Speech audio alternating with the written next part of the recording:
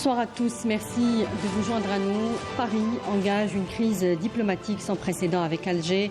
Après la reconnaissance unilatérale du plan d'autonomie marocain sur le Sahara occidental, c'est Emmanuel Macron qui avait lui-même décrété une trêve politique pendant les Jeux Olympiques et déjà embourbé dans une crise institutionnelle grave après les élections législatives, qui s'est fendue d'une lettre adressée au roi Mohamed VI dans laquelle le président français affirme considérer le plan marocain comme la seule base désormais permettant de résoudre, selon lui, le conflit avec le Front Polisario. Une hérésie diplomatique qui divise jusque dans la classe politique française. Si l'extrême droite applaudit, la France insoumise et les écologistes parlent d'une erreur historique prise par un seul homme à la tête d'un État sans gouvernement ni majorité. Après le retrait immédiat de son ambassadeur, Alger évoque des mesures à venir pour continuer à protester contre cette nouvelle atteinte au droit international. Quel est l'avenir désormais du processus politique onusien pour le règlement de ce conflit? Élément de réponse ce soir avec nos invités. Docteur Saïd Ayachi, bonsoir. Vous êtes président du Comité national algérien de solidarité avec le peuple sahraoui. Merci d'avoir accepté notre invitation. C'est moi qui vous remercie. Et avec nous, Kamel Mansari, directeur de publication du quotidien Le Jeune Indépendant et consultant de Canal Algérie pour les questions internationales. Je vous demanderai, messieurs, un premier sentiment donc, sur ce changement de position brutal, même s'il était déjà connu de tous, que la France soutenait du bout des lèvres le plan d'autonomie marocain. Mais là, c'est le président de la France qui le reconnaît. Qu'est-ce que cela change? Moi, je ne dirais pas, Mme Samia, du bout des lèvres, elle soutenait le Maroc de façon vigoureuse. Oui. C'est vrai que c'était en catimini, donc ça relève de la duplicité, de la sournoiserie, de l'hypocrisie, même si c'est là quelque part admis dans une certaine proportion. Mais la France, dès le départ, soutenait le Maroc, puisque ce sont les avions Jaguar français qui ont bombardé la population civile sahraoui en 1975. Puis après, les déclarations de Giscard d'Estaing, le parti pris de Mitterrand après sa élection, malgré qu'il eût promis de reconnaître le droit du peuple sahraoui d'autodétermination. Et tous ceux qui sont venus après, Chirac s'est proclamé protecteur de Mohamed VI, etc. Donc la France, en fait, a toujours accompagné le Maroc dans son entreprise communaliste. Cela n'est pas étonnant venant de la France qui ne s'est jamais débarrassée de sa dimension colonialiste et qui ne renie pas le colonialisme qu'elle présente comme étant une œuvre civilisationnelle, mais pas que. Donc, cela maintenant, aujourd'hui, les masques sont tombés, la France se soutient ouvertement le plan d'autonomie proposé par le Maroc occidental, mais il y a une unanimité, y compris au sein de la classe politique française. C'est une violation du droit international. C'est ça qu'il faut retenir. Unanimité, non. L'extrême droite, non. Pourquoi il faut retenir cela? Parce que la France a des responsabilités au sein du Conseil de sécurité en tant que membre permanent. C'est le pays, un de ceux qui ont la charge de protéger et de promouvoir le droit international, qui est le soubassement des relations internationales, qui veille à la paix et à la sécurité dans le monde. En prenant parti pris avec le Maroc, la France tourne le dos au droit international et donc le dynamite d'une certaine façon, puisqu'elle ne reconnaît pas le droit à l'autodétermination du peuple sahraoui, alors que la doctrine des Nations Unies en matière de colonisation reconnaît au peuple sahraoui son droit à l'autodétermination, ce qui ressort dans toutes les résolutions du Conseil de sécurité chaque année lorsque cette instance se penche sur le dossier du Sahara occidental. Et donc de ce côté-là, la France d'abord porte une atteinte grave, caractérisée au droit international. Il ne s'agit pas simplement, comme vous l'avez dit dans votre VTR, d'hérésie, mais c'est l'effondrement de la diplomatie française, et l'effondrement face d'abord à ses calculs étroits et pour ses intérêts avec le Maroc, et en même temps, elle perd énormément en matière de crédibilité au sein de l'ONU. Donc lorsqu'on sait que le membre important au sein du Conseil de sécurité qui a suivi, accompagné tout le processus de règlement des Nations Unies et toutes les résolutions aujourd'hui, nie carrément, c'est-à-dire se démarque de son rôle principal et qui est garant de la paix, parce que les Nations Unies ont été créées justement après l'échec et la faillite de la Société des Nations pour justement régler les problèmes dans le monde et les conflits par les voies pacifiques, sans qu'il y ait le moindre parti pris, notamment des 5 membres du Conseil de sécurité.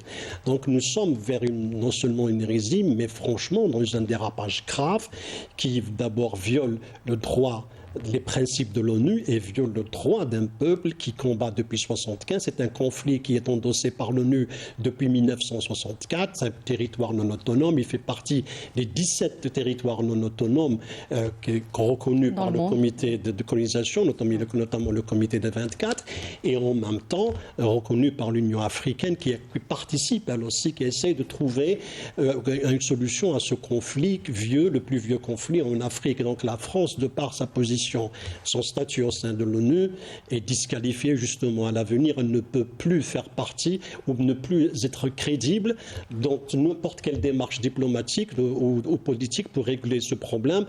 Donc on est face à quelque chose de nouveau, pratiquement non seulement un effondrement de la diplomatie, mais la diplomatie française se met en porte-à-faux avec le droit international.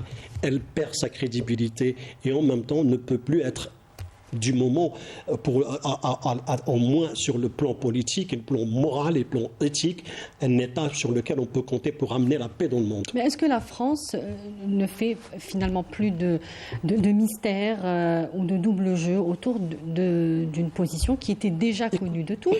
Pourquoi continuer à jouer double jeu? Et puis j'aimerais qu'on se penche un petit peu sur les raisons qui ont amené le président Macron à ce timing précis, avec la conjoncture qu'il connaît en France, la conjoncture politique très difficile.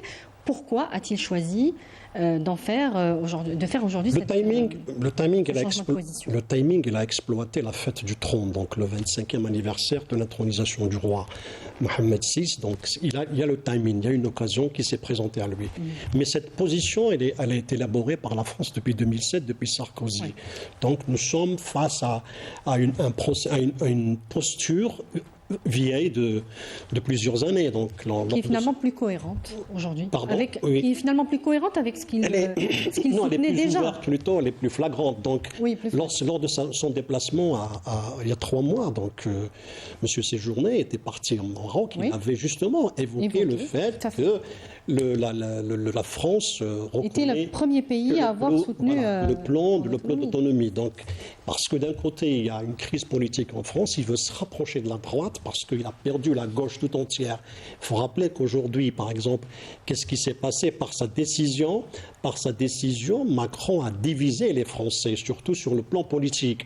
Aujourd'hui, nous avons lu les communiqués du Parti socialiste aussi, qui a été vraiment véhément, très critique à l'égard de Macron dans cette décision, en affirmant qu'il n'a pas consulté le Parlement, qu'il n'a pas consulté les partis politiques, parce que cette décision engage l'État français dans toute sa composante et dans toute sa dimension et dans toutes ses institutions. Donc, et en même temps, il a choisi d'aller, parce que pour former un gouvernement, il faut faire des concessions.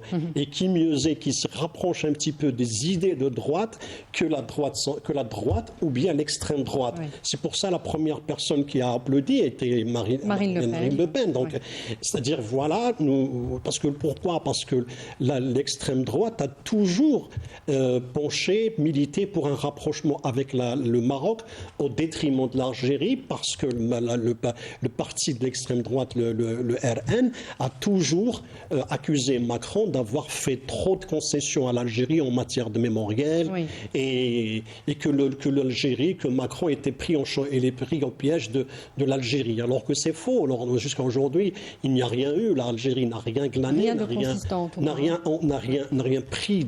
On est toujours au point de départ sur de nombreuses questions mémorielles. Oui. Donc, il essaye de trouver les terrains ou bien les cadeaux qu'il peut faire à la droite pour un petit peu construire son gouvernement. Et en même temps, ça crée justement une rupture et une fissure au sein de la classe politique, les écologistes. Une de plus. Oui, donc il perd sur tous les terrains. Donc oui.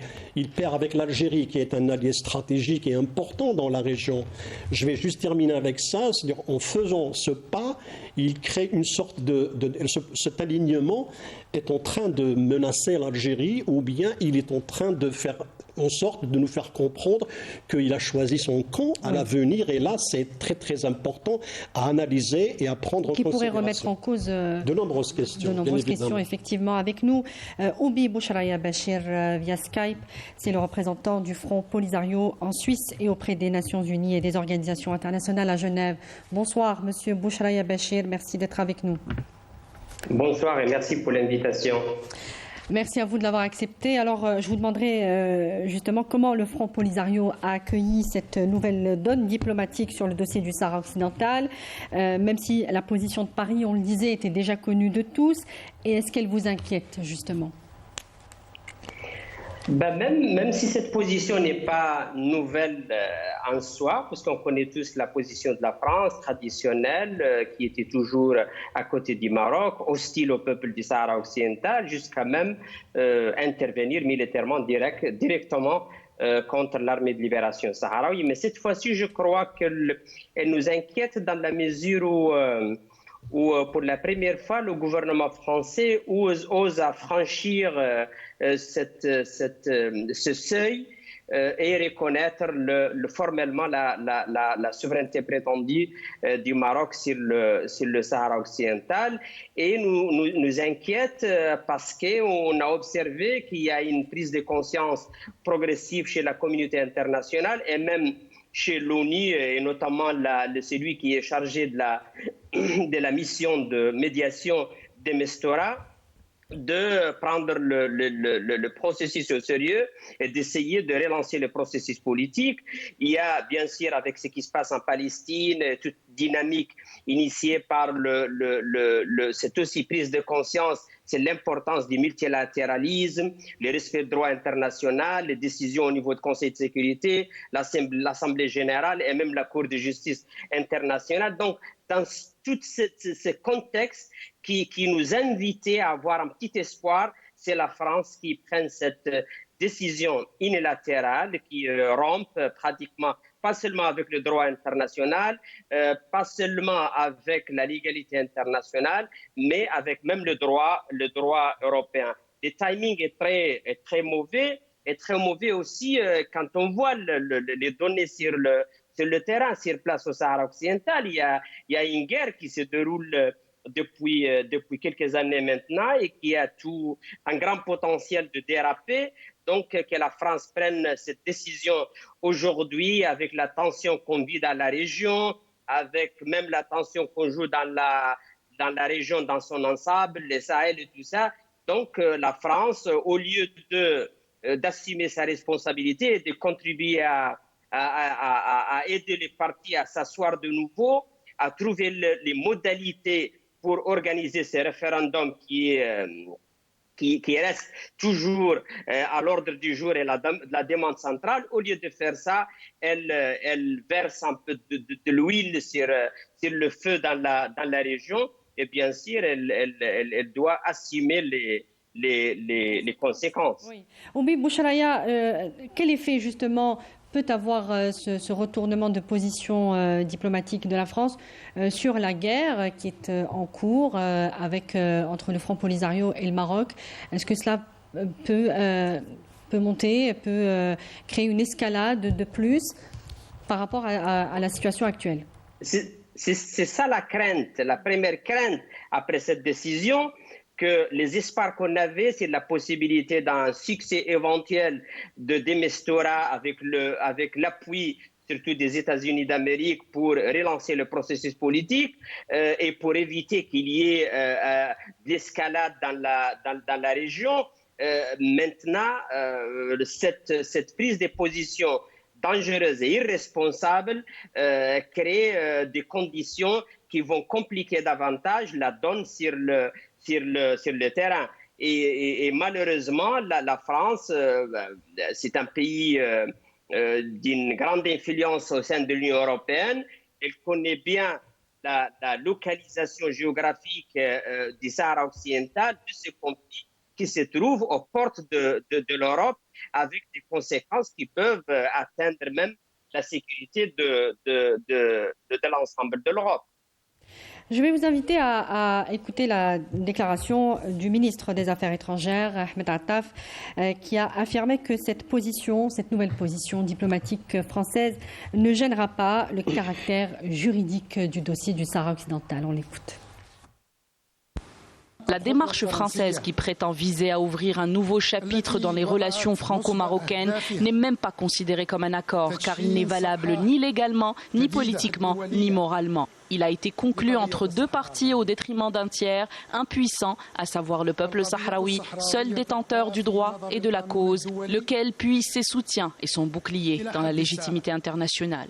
Il s'agit d'un accord dans lequel les puissants croisent leurs intérêts tout en sacrifiant les droits de ceux qui n'ont d'autre pouvoir que celui de la loi et celui de la légitimité. Malgré ces objectifs qui servent la réalité coloniale au Sahara occidental, il est impossible à la position française de changer les faits juridiques internationaux de la question sahraoui. Cette dernière reste à ce jour dans le droit international une question de décolonisation. Elle restera inscrite à l'agenda du comité onusien de la décolonisation. Elle restera posée devant le Conseil de sécurité et bénéficiera toujours d'une mission des Nations Unies pour l'organisation d'un référendum et aura toujours son envoyé personnel du secrétaire général des Nations Unies dont la mission est d'œuvrer à la concrétisation d'une solution politique qui garantisse au peuple sahraoui son droit à l'autodétermination. Docteur Saïd Ayachi, on vient de l'écouter, le caractère juridique du dossier du Sahara occidental ne devrait pas être touché. Ça a été le cas avec le décret Trump, la reconnaissance de l'Espagne, on peut en parler aussi, puisque là, ça commence à faire quelques puissances qui s'alignent sur cette position. Mais tout de même, est-ce qu'il peut y avoir une crainte par rapport au droit international lorsque l'on voit le contexte géopolitique actuel qui ne favorise pas la force de la loi et favorise plutôt la confrontation et la violence? Est-ce qu'il n'y a pas une crainte à avoir sur l'avenir du dossier du Sahara occidental? Avoir une démarche conjoncturelle par rapport à un contexte donné est une chose, mais aller violer ou d'une certaine façon modifier le droit international en est une autre. Vous savez, c'est très simple. Modifier le droit international, ça veut dire tout simplement le droit de la jungle. Et à ce moment-là, il n'y a plus de relations internationales équilibrées, il n'y a plus de sécurité au niveau des relations internationales, donc entre les peuples du monde. C'est précisément la responsabilité de la France dans ce problème. On savait, on l'a dit ici et ailleurs, que la France était déjà du côté du Maroc lorsque ça a commencé. Et ils étaient même, certains analystes du monde documenté disent même que la France était à la base des accords de la honte, les accords tripartites de Madrid en 1975, et ont conseillé d'une certaine façon le modus operandi de la marche verte. Oui. Et donc, mais la France a la responsabilité, nous l'avons dit, je le répète, en tant que membre permanent du Conseil de sécurité, de veiller à la protection du droit international. C'est une responsabilité. Excusez-moi, Dr Saïd Ayachi, il y a l'appel à la prière. On va faire une petite interruption et on revient tout de suite après. إن الصلاة كانت على المؤمنين كتابا موقوتا صدق الله العظيم.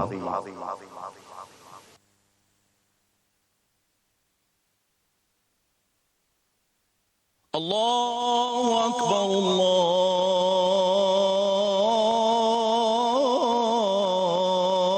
الله أكبر أشهد أن لا إله إلا الله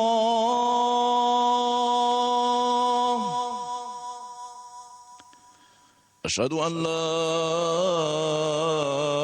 إله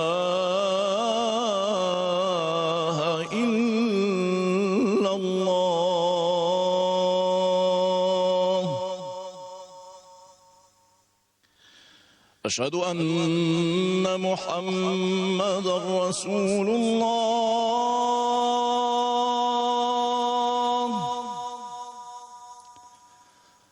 أشهد أن محمدًا رسول الله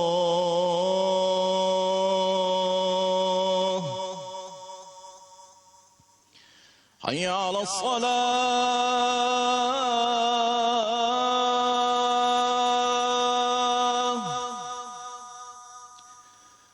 حي على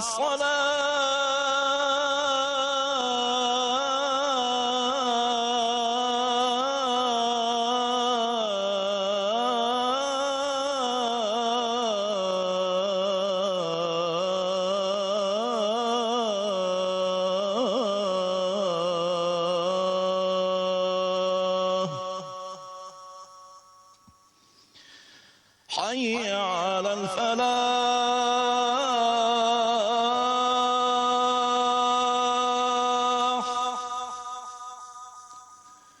حي على الفلاح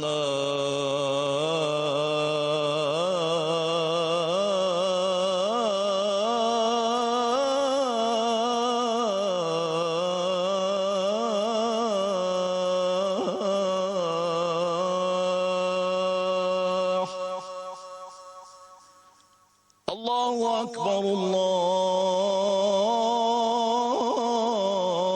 الله أكبر لا إله إلا الله اللهم رب هذه الدعوة التامة والصلاة القائمة آت محمدا الوسيلة والفضيلة وابعثه مقاما محمودا الذي وعدته. Sur la question du caractère ou de l'aspect juridique de la question du Sahara occidental, et est-ce qu'elle n'est pas aujourd'hui plus que jamais, même si on parle du droit international et de la responsabilité des puissances, responsabilité dont elles ne veulent plus finalement, qu'elles déclarent finalement terminée, puisque la France, pour ne pas la nommer, se soutient totalement et officiellement aujourd'hui la puissance occupante qui est le Maroc au Sahara occidental. Donc est-ce qu'il n'y a pas tout de même une crainte sur la liquidation de ce dossier au niveau des instances internationales? Absolument pas. Absolument pas pour des raisons évidentes. Je comprends ce à quoi vous faites allusion, c'est ce à quoi on assiste à travers le monde aujourd'hui. Oui.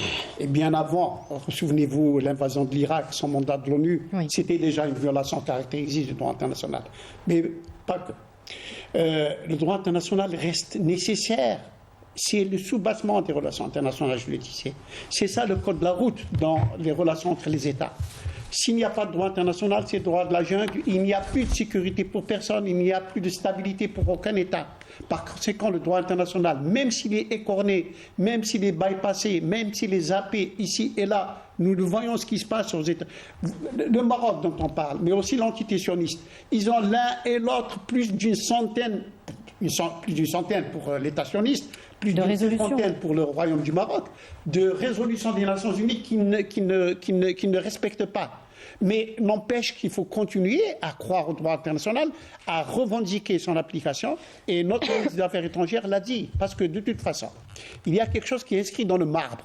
C'est le problème, c'est la qualification du territoire du Sahara occidental comme territoire non autonome, c'est-à-dire territoire colonisé.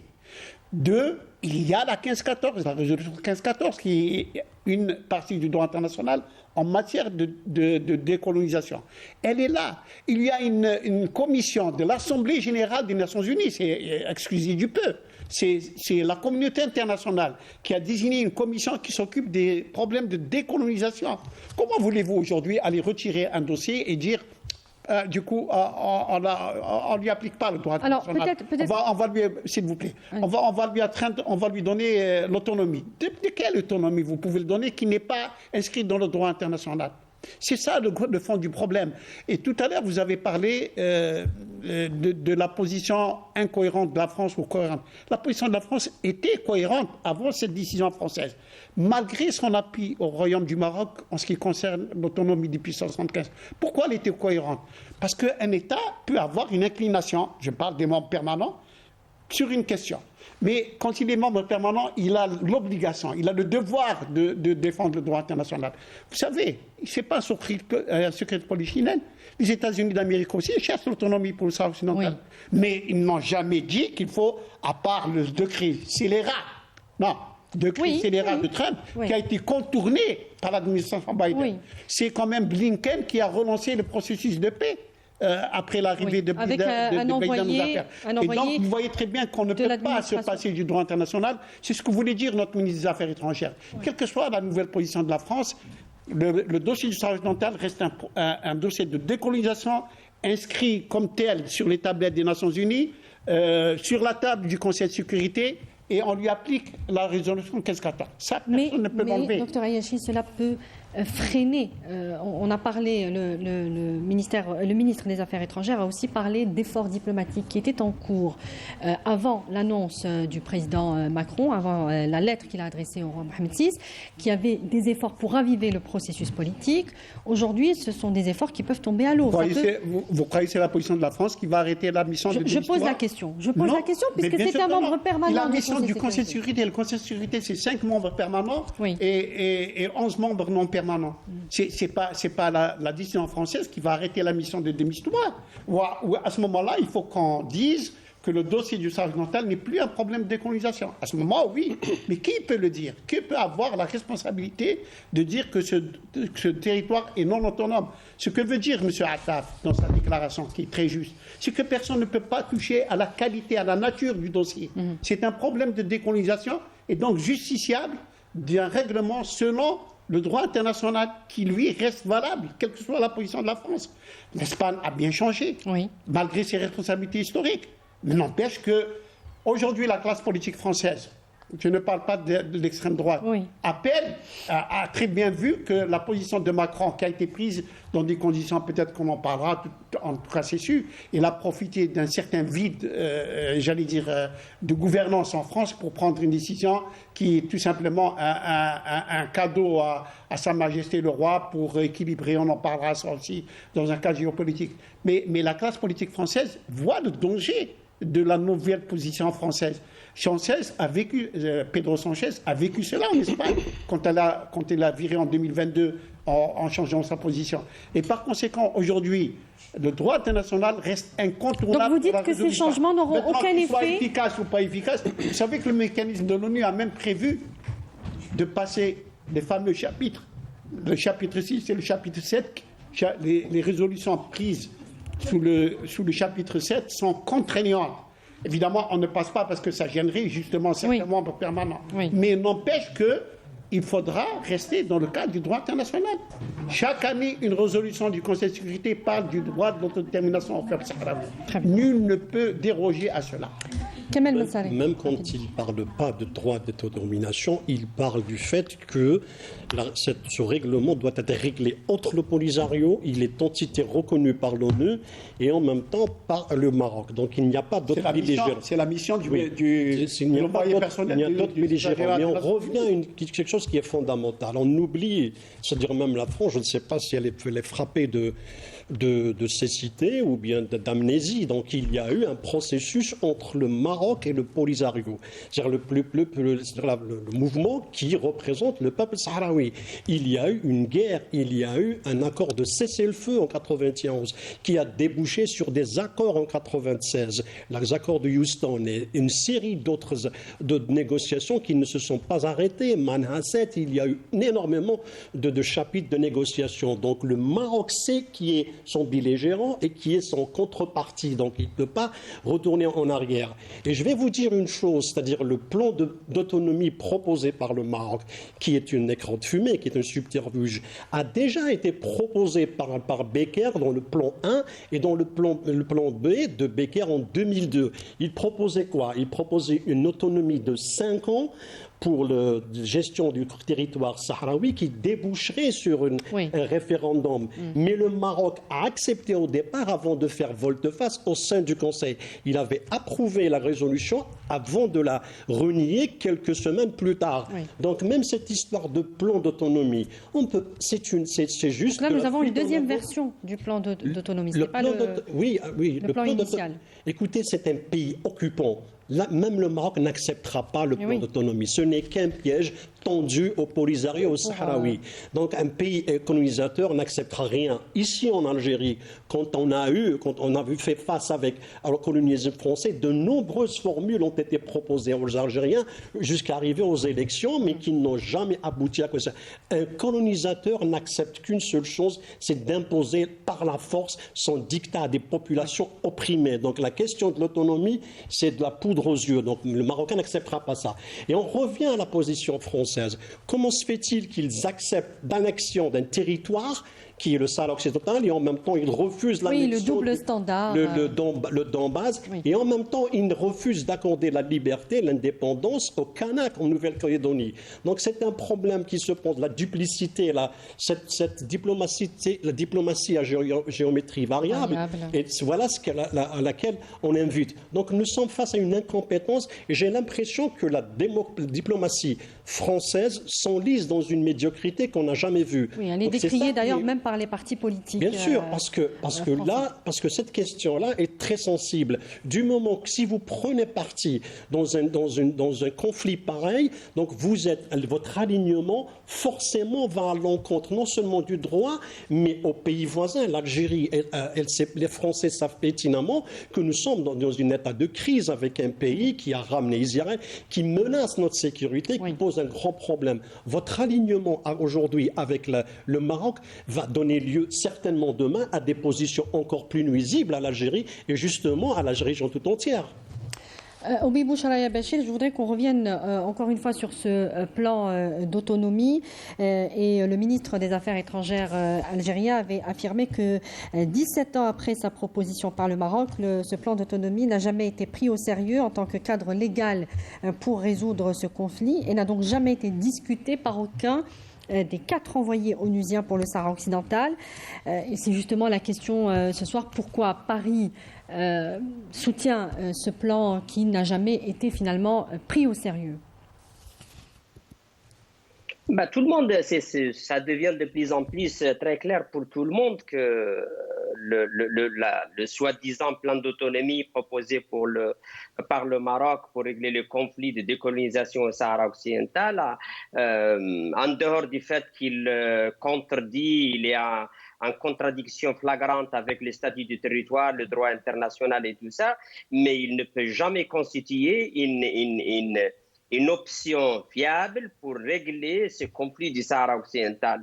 Les intervenants sur le plateau, ils l'ont évoqué à juste titre que dans les propositions, quelques propositions anciennes de l'ONU, surtout les 2 plans de Becker et notamment le plan Becker qui a été approuvé par le Conseil de sécurité de l'ONU en 2003, c'est un plan qui, le principe de l'autonomie comme un statut de transition pour le territoire du Sahara occidental pendant 4 à 5 ans, et là, qui va déboucher sur l'organisation d'un référendum. Et d'ailleurs, dans ce référendum, le Polisario a pris le risque même d'accepter qu'une partie des colons marocains puissent voter dans ce référendum. Mais le Maroc a refusé ça. C'est une juste manœuvre pour gagner un peu plus de temps. Et ce n'est qu'une tentative d'imposer le dictat de l'occupation et consolider ce qui se passe, consolider la colonisation de notre territoire. Mais je crois que la prise de position de la France, il faut aussi rappeler le fait que c'est fait exactement à la même manière avec laquelle Sanchez avait procédé aussi à formuler son revirement, le revirement de la position espagnole. D'abord, c'est exactement le modus operandi, c'est d'envoyer une lettre comme ça, un catimini au roi du Maroc. C'est derrière le dos des classes politiques espagnoles et françaises, on s'est réjoui vraiment du fait qu'aujourd'hui en France, on parle sur le Sahara occidental plus que jamais. Il y a ce désaccord avec la majorité des partis politiques, avec Macron sur cette décision unilatérale de reconnaître la souveraineté du prétendue souveraineté du Maroc sur le Sahara occidental. On le réaffirme, la question du Sahara occidental est tellement solide et consolidé du point de vue juridique, mais aussi du point de vue pratique. Il ne faut pas oublier que les deux pays voisins du voisinage immédiat du Sahara occidental reconnaissent la République arabe sahraoui démocratique. Hier et avant-hier, l'Algérie a riposté par deux communiqués. Il y a eu la conférence de presse du ministre Attaf avec des propos très clairs, bien formulés. Et aujourd'hui, c'est la Mauritanie qui invite le président sahraoui pour assister à la passation, à l'investiture du président Ghazouani comme un acte de reconnaissance de la République sahraoui. Et c'est ça les pays de la région qui ont un problème de sécurité nationale avec ces mal chroniques dans la région qui s'appelle l'expansionnisme du Maroc. On sait bien que la France est motivée aujourd'hui par des motivations politiques. On sait bien la situation au Maroc. C'est un pays qui se trouve dans des difficultés économiques extrêmes. Il y a le déficit budgétaire, il y a l'endettement, il y a le chômage, il y a tout. Mais il y a aussi, qui est beaucoup plus important encore cette rupture, je dirais, croissante entre le système et la population au Maroc à cause de cette normalisation et cette perception chez les Marocains comme quoi leur pays trahit la cause palestinienne, et surtout vu ce qui se passe aujourd'hui en Palestine. Donc, c'est la France qui vient un peu... Et on dit toujours que les faiblesses du Maroc sont en quelque sorte ses points forts, parce que ça génère une crainte, un souci chez les puissances protectrices du Maroc, comme la France, les États-Unis parfois, de venir en secours pour sauver le Maroc. Et ça, c'est ce qui se passe exactement aujourd'hui. Mais il ne faut pas oublier aussi le mobile économique qui est derrière tout ça. La France a perdu sa dominance sur un espace en Afrique de l'Ouest avec beaucoup de richesses. Et on a remarqué qu'à partir de février de cette année, avant cette annonce, il y a eu un défilé des ministres économiques à Rabat qui ont tous déclaré la volonté de la France d'investir au Sahara occidental, d'aider le Maroc à développer les territoires. Donc, c'est un peu un marchandage. C'est le Maroc qui laisse les mains libres à la France pour piller les ressources du territoire. Il y a contrepartie. La France reconnaît cette souveraineté prétendue. Bien sûr, il faut savoir aussi qu'on n'a jamais abandonné la France-Afrique. Ce qui se passe aujourd'hui en France, c'est qu'il y a eu une privatisation de la France-Afrique. Mais le concept continue toujours en France, et c'est les entreprises françaises qui sont chargées maintenant à piller les territoires au nom du gouvernement. Je vais vous proposer d'écouter Jean-Paul Lecoq. Il est député à l'Assemblée nationale française et membre de la Commission des Affaires étrangères. Il livre aussi son sentiment sur ce retournement brutal de la position française sur le Sahara occidental.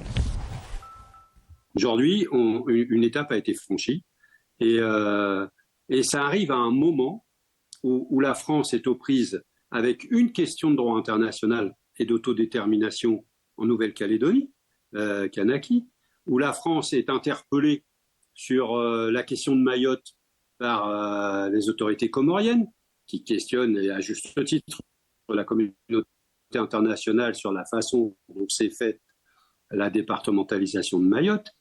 Et aujourd'hui, la France se range définitivement du côté des pays colonisateurs, du côté des impérialistes.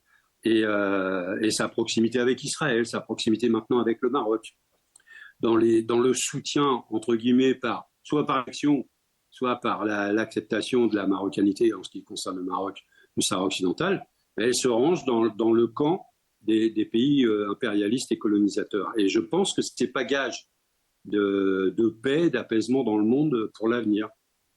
Docteur Saïd Ayachi, est-ce que finalement ce retournement de la position française sur le dossier du Sahara occidental ne trouve pas son explication dans tout simplement le croisement d'intérêts personnels entre le président français et le roi Mohamed VI, avec en filigrane évidemment le contexte géopolitique explosif. On a vu que la France n'a pas non plus pris ses responsabilités comme membre permanent du Conseil de sécurité vis-à-vis de la Palestine. J'ai bien aimé la remarque de Sylbachir à propos du mode opératoire identique avec l'Espagne. Entre Pedro Sánchez et le président Macron. Effectivement, c'est une remarque très pertinente. C'est exactement le même opératoire. Pour répondre à votre question, il suffit de lire la lettre de Macron. Il parle très, très ouvertement des intérêts économiques qui vont être exploités de concert entre la France et le Royaume du Maroc au Sahara occidental.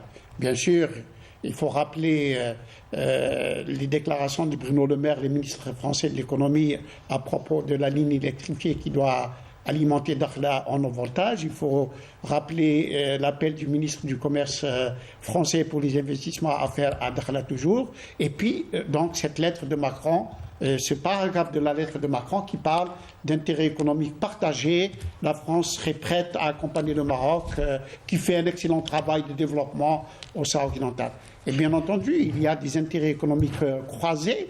D'abord, l'Espagne qui était en force installée au Maroc avec plus de 500 entreprises d'envergure qui s'est fait plus ou moins concurrencer par la France qui elle-même a donc obtenu de très gros contrats. Aujourd'hui, le complicionisme s'installe également. Il y a donc cette mise en coupe réglée de l'économie marocaine par des partenaires étrangers et la France veut prendre sa part. C'est l'expression qu'utilise Macron dans sa lettre. La France y prendra sa part. Exactement. Et donc, il n'est pas exclu. Les éléments de langage colonialistes. Mais, docteur Yachi, que deviennent les décisions de la Cour de justice européenne, des institutions européennes, qui reconnaissent, il faut le dire, le Sahara occidental comme territoire non autonome? C'est précisément toutes les contradictions qui sont en train de... Oui, mais là, c'est l'Europe. Et la France est un membre important en Europe. Elle ne pourra pas directement défier ni la France ni autre chose. Parce qu'à ce moment-là... à l'ONU, c'est différent. On parle de l'Europe. Vous parlez des accords. Oui. Et hors des accords, il y a eu 3 accords, enfin, de même accord, contre lesquels la Commission européenne a fait des différents recours en décembre 2016, en février 2018, en septembre 2021. Nous attendons pour septembre, au plus tard octobre, le jugement définitif de la Cour de justice de l'Union européenne qui, à chaque fois, répète que le Front Polisario est le représentant du peuple sahraoui et que le peuple sahraoui doit être consulté pour ce qui est du bénéfice de ses ressources naturelles, etc. Les accords de pêche sont encore gelés au titre de ce truc-là. Alors comment ça va se faire Nous attendons la France et le reste des pays européens pour voir s'ils respectent leur propre justice, puisque de toute façon, elle est en faveur du Front Polisario. Et c'est une réalité, non seulement juridique, mais aussi politique.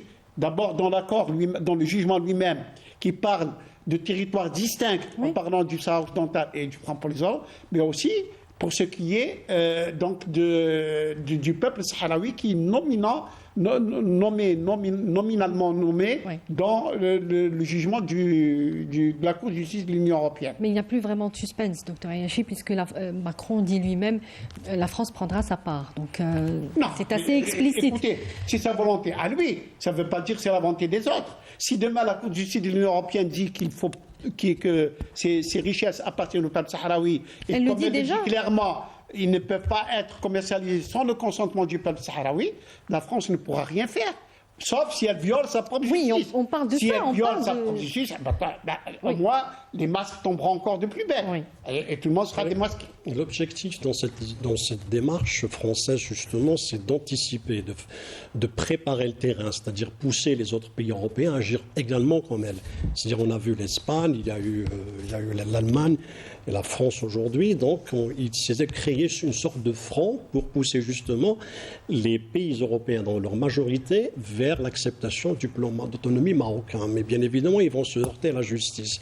Moi, je suis surpris de voir que Macron, dans sa lettre, parle de travail économique fait par le Maroc. Le progrès, il n'y a aucun progrès. C'est un pays qui souffre d'une crise économique aiguë, notamment à cause de la sécheresse. Pendant 6 ans, les 6 dernières années, le Maroc subit une sécheresse sécheresse sans précédent depuis 40 ans, donc il n'a pas plu dans le territoire, parce que le Maroc est un pays qui compte énormément sur son agriculture qu'il exporte à l'Europe. Donc il y a une faillite, un véritable déficit, un véritable désastre sur le plan agricole. Donc le plan agricole, l'agriculture qui emploie des milliers, pour ne pas dire des millions de Marocains. Donc le chômage a augmenté de 19% cette année, donc c'est du nombre de la population. On voit un petit peu un recul dans toutes les entreprises, notamment ceux qui étaient dans les provinces de l'Est, c'est-à-dire le RIF. Oui, le RIF et tout. Donc on est face à... Le pays fait face à d'énormes difficultés économiques. Chaque année, il y a des étudiants qui sortent pas de débouchés, notamment le chiffre sur l'agence, ça ce sont des chiffres officiels marocains, donc 1 million d'étudiants qui sortent, qui ne trouvent pas de travail, donc, et qui ne sont pas pris en charge, qui n'ont pas d'autres contreparties pour survivre. Donc c'est pour cela qu'on a des milliers de Marocains qui tentent de fuir ou d'aller vers ce tas. Mais Lila, et cette histoire d'émigration a toujours servi au Maroc pour faire pression sur l'Espagne, pour la faire plier.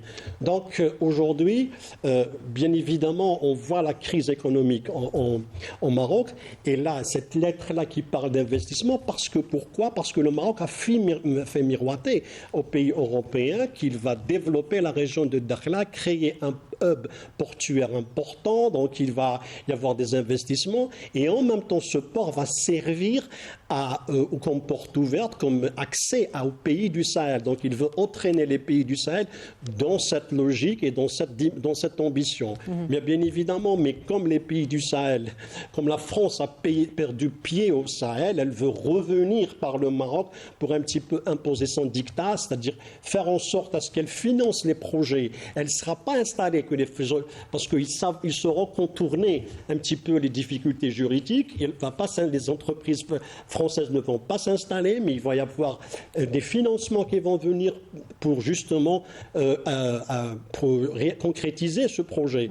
Donc nous sommes face à quoi ? Ça va être compliqué quand même. Mais parce que la France, il ne faut pas oublier qu'elle a énormément de difficultés économiques. La dette publique a atteint 3 milliards 100, presque 3 milliards 200 cette année. C'est une augmentation de 140 milliards d'euros par rapport à l'année dernière. Donc ça étouffe l'économie française. Donc la dette publique augmente. Donc il n'y a pas de débouché. Donc on va essayer de trouver au Maroc qui est le plus facile et le plus vulnérable dans la situation actuelle, contrairement à l'Algérie. Donc puis il n'y a pas d'investissement, et du moment que la France a pris cette position scélérate contre le droit international et contre le peuple sahraoui, donc la difficulté à concrétiser ses objectifs économiques avec l'Algérie va être extrêmement difficile. Donc on avait parlé d'une visite éventuelle du président. Alors justement, c'était l'objet de ma prochaine question.